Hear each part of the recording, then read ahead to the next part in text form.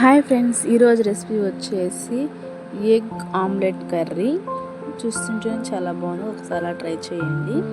నా channel first time చూస్తున్నైతే subscribe button నొక్కండి, లైక్ చేయండి, షేర్ చేయండి, గంట సింబల్ కొట్టండి. ఆల్ అనే బటన్ని ఆన్లో పెట్టుకోండి. ముందుగా స్టవ్ వెలిగించి బాండి పెట్టుకొని సరిపడా ఆయిల్ పోసుకోవాలి. ఆయిల్ హీట్ ఎక్కాక తిరగమాత గింజలు, కరివేపాకు, పచ్చిమిర్చి, ఆనియన్స్ 2 సన్నగా కట్ చేసుకోవాలి. సన్నగా కట్ చేసుకున్న ఆనియన్స్ ఆయిల్ యాడ్ చేసుకొని బ్రౌన్ కలర్ వచ్చేవాటికి బాగా వేయించాలి. ఆనియన్స్ చూడండి, ఈ బ్రౌన్ కలర్ సరిపోతుంది. సన్నగా కట్ చేసుకున్న టమోటాలు, తగినంత సాల్ట్, ఒకసారి గంటి తీసుకొని కలిపెట్టేసేసామంటే మనం సాల్ట్ మొత్తం టమాటాలకి కలిసిపోతుంది. బాగా కలిపేసేసి మూత పెట్టేసి ఒక 10 నిమిషాల పాటు ఉడకనిద్దాం. చూడండి, 10 నిమిషాల తర్వాత టమాటా మొత్తం బాగా మగ్గిపోయింది కదా. ఇలా మగ్గిపోతే సరిపోతుంది. మనం గంటితోటే మ్యాష్ చేసినట్టు అన్నామంటే గుజ్జు బాగా వస్తుంది. టమాటాలో ఆల్రెడీ బాగా మెత్తగా ఉడికిపోయాయి టమాటాలు. ఒకసారి గంటితో మనం ఈ విధంగా మ్యాష్ చేసినట్టు అన్నామంటే ఇంకా గ్రేవీ అనేది మనకు బాగా చిక్కగా వస్తుంది. చిటికెడ పసుపు వేసి ఒకసారి ఇలా కలిపేసేయాలి. 2 స్పూన్లు కారం,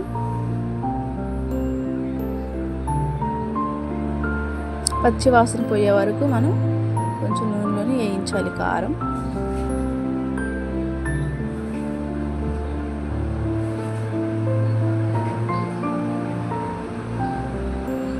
మసాలా వచ్చేసి ధనియాలు, అల్లం, చిన్నుల్లిపాయలు ఈ 3 ఇలాగ మిక్సీ పట్టేసుకోవాలి. కొంచెం వాటర్ యాడ్ చేసుకొని చాలా బాగుంటుంది. కూర కూడా చాలా చిక్కగా గ్రేవీగా వస్తుంది. ఇలా యాడ్ చేసుకుని ఇలా వేసామంటే మనం మసాలా అప్పటికప్పుడు మిక్సీకి వేసిన మసాలా కదా, చాలా బాగుంటుంది.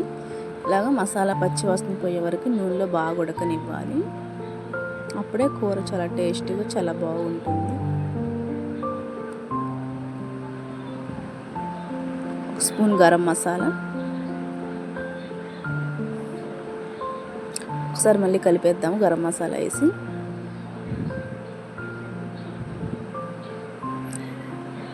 2 గ్లాస్ వాటర్, ఒకసారి మొత్తం కలిపామంటే అడుగంటకుండా ఉండిద్ది. ఒకసారి కలిపేసేసి ఇంకో గ్లాస్ వాటర్ కూడా దీంట్లో యాడ్ చేయాలి.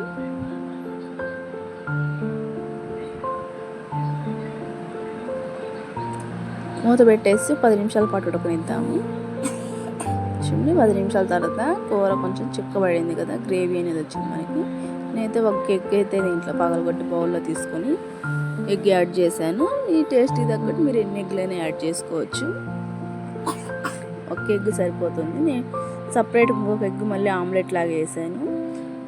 ఆమ్లెట్ వేసింది చూపించట్లేదు. కోడిగుడ్డు పగలగొట్టి బౌల్లో తీసుకోవాలి.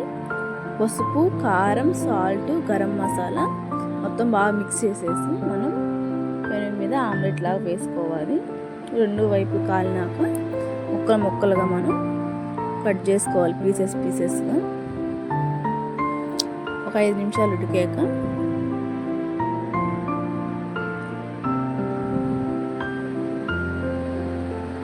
ముందుగా కట్ చేసి పెట్టుకున్న ఆమ్లెట్ పీసెస్ ఉన్నాయి కదా, అవి కూడా దీంట్లో యాడ్ చేసేయాలి.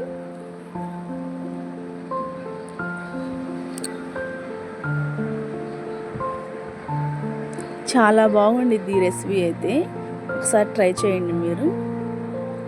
ఇంకొక 2 నిమిషాలు ఉడికించామంటే ఈ మసాలా కూడా మన ఆమ్లెట్ ఇప్పుడే వేసింది ఆమ్లెట్కి కూడా బాగా పట్టిద్ది.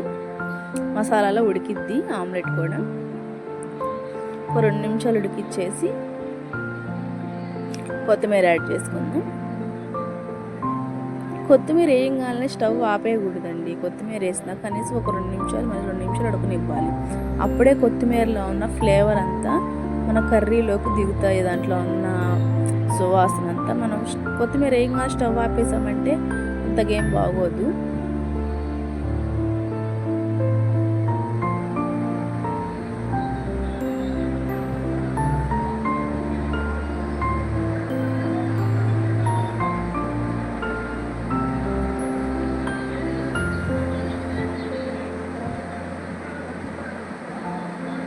కర్రీ రెడీ అయిపోయింది. స్టవ్ ఆఫ్ చేసేసి సర్వ్ చేసేసుకుందాము. చూడండి చాలా బాగుంది కదా రెసిపీ వచ్చేసి. ఈ వీడియో మీకు నచ్చినట్లయితే లైక్ చేయండి.